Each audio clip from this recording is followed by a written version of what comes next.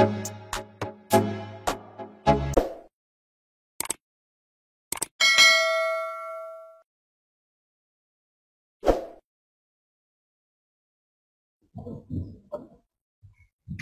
Assalamualaikum warahmatullahi wabarakatuh. Selamat siang Bapak Ibu. Tes. Oke, baik. Mungkin langsung saja Bapak Ibu ke paparan untuk mempersingkat waktu biar kita memperbanyak sesi diskusinya. Jadi terkait dengan PTU untuk saat ini. Baik, untuk di PTU tidak banyak berubah Bapak Ibu, hanya menambah satu tugas, itu adalah di bagian validasi. Nanti saya akan memaparkan terlebih dahulu. Jadi akses laman tetap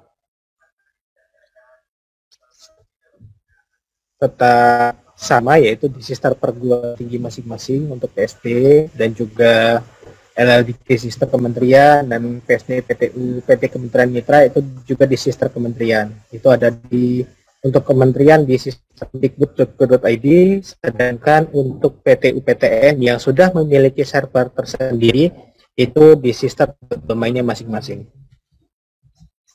Akun PSD bisa pembuatan akses dan menambahkan aksesnya itu melalui akses.kemdikbud.go.id dengan berkoordinasi dengan admin PT-nya untuk menambahkan sebagai peran PSD PTU ataupun menambahkan akun operator untuk PSD PTU.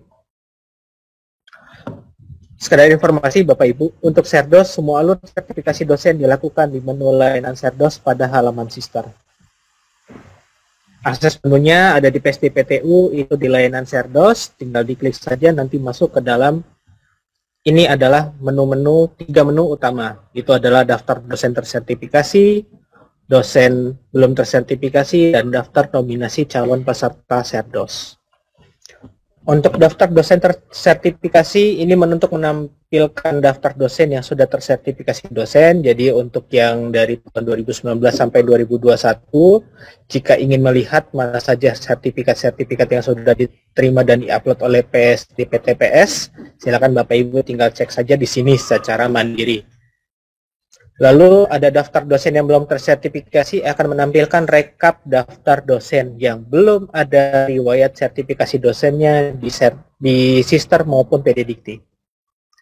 Selanjutnya daftar nominasi calon peserta Serdos, ini adalah halaman utama, tombol utama untuk memonitoring mana saja daftar dosen yang masuk nominasi dan masuk eligible. Jadi kalau dulu ada sebutannya adalah D1, D2 sampai tahun 2020. Lalu di tahun 2021 dengan PO yang baru kita ada sebutan namanya nominasi dan eligible. Nominasi eligible dan eligible. Nominasi adalah semua syarat terpenuhi sama seperti tahun 2020 sebelumnya, tetapi dikarenakan ada 4 syarat yang tadinya diminta di pertengah, sekarang kita minta di awal dan itu kita perketat. Itu adalah TKBI, TKDA, pekerti atau AA, dan juga BKD. Di mana BKD itu perlu upload sebanyak 2 tahun yang memenuhi dari 2 tahun sebelumnya. Ini tampilan daftar dosen yang belum tersertifikasi dosen Bapak Ibu. Jika berwarna hijau adalah yang memenuhi kualifikasi dan berwarna merah yang tidak memenuhi kualifikasi. Jadi jika yang bersangkutan kurang pendidikan terakhirnya mungkin perlu dikejar pangkat golongannya, lalu jika in passing bagaimana status keaktifan, ikatan kerja, sampai dan lain sebagainya. Lalu jika semua sudah terpenuhi maka akan masuk sebagai daftar dosen nominasi Bapak Ibu, di mana akan muncul 4 hal yang utama, itu adalah BKD per 2 tahun, TKDA, TKBI, pekerti atau AA. Di mana BKD ini diupload oleh PSD PTU secara kolektif. Jadi karena sekarang adalah yang akan kita buka Serdos tahun 2022, berarti BKD yang akan kita minta adalah BKD 2020 dan 2021. dengan statusnya yang memenuhi, atau yang dimana ada pernyataan dari pimpinan perguruan tinggi bahwa yang bersangkutan memenuhi BKD-nya. Jadi tanda tangannya tidak perlu tanda tangan asesor, Bapak Ibu. Jika sudah sistemnya sudah ada asesornya, silakan saya diupload. Tetapi kalau misalnya ada dosen-dosen yang belum menerapkan BKD, mungkin perlu dilihat lagi PO BKD 2021-nya. Lalu ada TKDA dan TKDI, ini silahkan diupload secara mandiri Bapak Ibu, sesuai sampai tanggal yang ditentukan. Proses validasi masih tetap berjalan, begitu juga dengan pekerti atau A. Jika lebih dari tanggal yang ditentukan pada sistem, pihak penyelenggara yang melakukan input dan upload di sistem. Jadi Bapak Ibu, jika sebagai contoh, saat ini mungkin salah satu lembaga tes sudah membuka tesnya, nanti tinggal dari penyelenggara tesnya yang akan menginputkan. Para dosen hanya perlu tes saja dan menunggu dari pihak penyelenggara menerima hasil dari tes tersebut. Untuk uploadnya silakan Bapak Ibu klik detail BKD, maka akan muncul daftar tahunnya. Tahun 2019, 2020, atau tahun, kalau sekarang adalah tahun 2020 dan 2021. Silakan diupload. Di mana tahun 2020 adalah 2019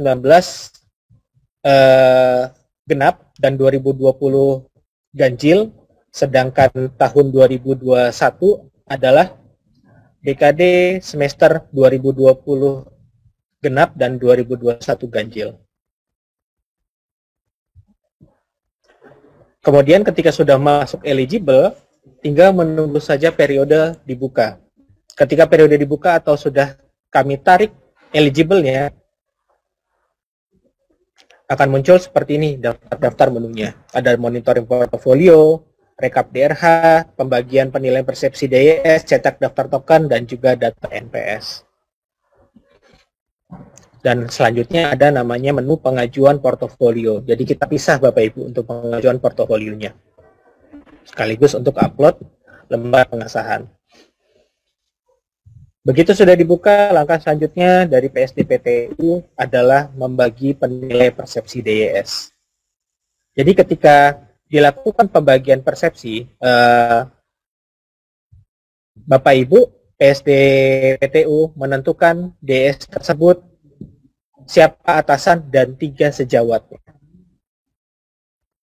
Ketika sudah ditentukan siapa atasan dan 3 sejawat, jika yang bersangkutan adalah dosen yang tugas belajar, maka dosen tersebut tidak akan dibuatkan token untuk penilaian mahasiswa.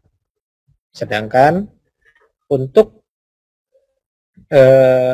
dosen yang statusnya aktif atau izin belajar, dosen tersebut akan dibuatkan 5 buah token. 5 buah token tersebut yang bisa dibagikan ke masing-masing mahasiswa untuk dilakukan penilaian secara mandiri. Ini daftar menu cetak tokennya Bapak Ibu, tinggal diklik maka bisa di print out per prodi. Jadi kita akan ambilkan per prodinya Bapak Ibu.